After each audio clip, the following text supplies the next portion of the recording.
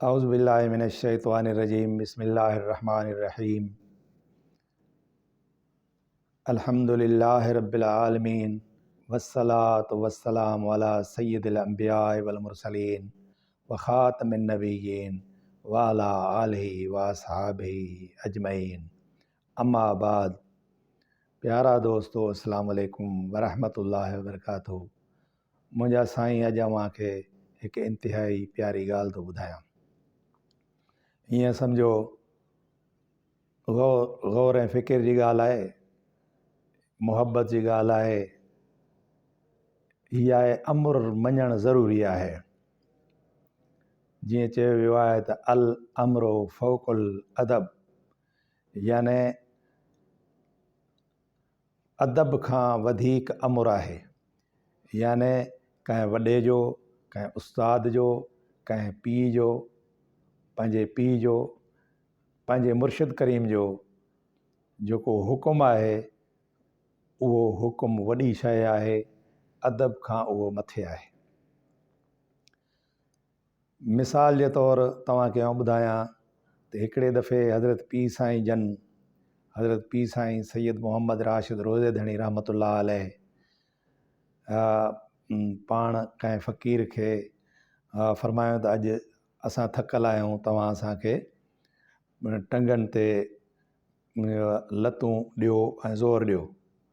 त पोइ उन फ़क़ीर चयो, साईं मां अव्हांखे लतूं कीअं ॾियां जो बेअदबी थी थिए। पाण फरमायूं, असांजे ज़बान ते लत ॾियण में तव्हांखे बेअदबी महसूसु नथी थिए ऐं असांजे टंगुनि खे ज़ोर ॾियण में तव्हांखे बेअदबी थी महसूसु थिए। सो मतिलबु आहे त अमुर मथे आहे। जे अमुर मिले त उन ते माण्हू फ़ौरन उन ते अमल करे।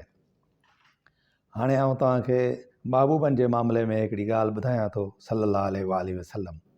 ही तिरमिज़ी शरीफ़ में आहे, तिरमिज़ी शरीफ़ जी हदीस शरीफ़ आहे। उन में आहे त हिकु जुमे जी सुबुह जो सवेर हुज़ूर नबी करीम सल्लल्लाहु अलैहि वसल्लम जन हज़रत अब्दुल्लाह बिन रवाहा रज़ी अल्लाह ताला अन्हो खे नंढड़े लश्कर सां जिहाद ते वञण जो हुकुम फरमायो। हज़रत अब्दुल्लाह बिन रवाहा रज़ी अल्लाह अन्हो हिन ख़्याल खां त जुमे जी नमाज़ महबूबनि करीमनि जे पुठियां पढ़ी वॾो सवाब कमाए पोइ जल्दी लश्कर सां वञी मिलंदुसि, सो पंहिंजे सभिनी साथियुनि खे सवेर रवानो करे पाण जुमे नमाज़ हुज़ूर नबी करीम सल्लल्लाहु अलैहि वसल्लम जे पुठियां पढ़ियाई। जॾहिं महबूबनि करीमनि सल्लल्लाहु अलैहि वसल्लम जी मथस नज़र पई त पाण फरमायाऊंसि त अब्दुल्ला, तूं साथियुनि सां सवेर सफ़र ते छो निकिते?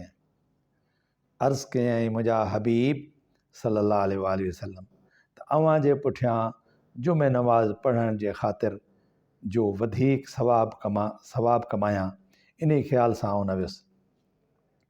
पाण फरमायाऊंसि, हाणे जेकॾहिं सॼे जहान जी दौलत बि ख़र्च करी त बि सुबुह सवेर निकिरंदड़नि जे दर्जे खे नथो पहुची सघीं। सुभान अल्लाह व बिहम्दिही सुभान अल्लाहिल अज़ीम। त मुंहिंजा साईं, ही अमुर जो कमाल आहे। जेको अमुर खे मञींदो उहो ई कमाल खे पहुचंदो। उन सां माना नमाज़ूं, ॿियूं इबादतूं, सॼियूं ॻाल्हियूं जेके आहिनि उहे सभु पोइते। ॾिसो महबूब छा फरमायो, जेकॾहिं अमुर खे मञी ऐं तूं सवेर पंहिंजनि साथियुनि सां निकिरी हा त इहो सवाबु तोखे एतिरो मिले हा जो सॼी दुनिया जी दौलत गॾु करे तूं उहो सवाबु हासिलु नथो करे सघीं।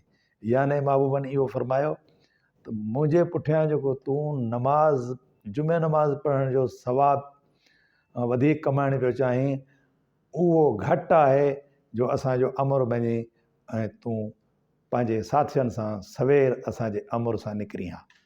त मुंहिंजा साईं, अमुर जी इहा अहमियत आहे।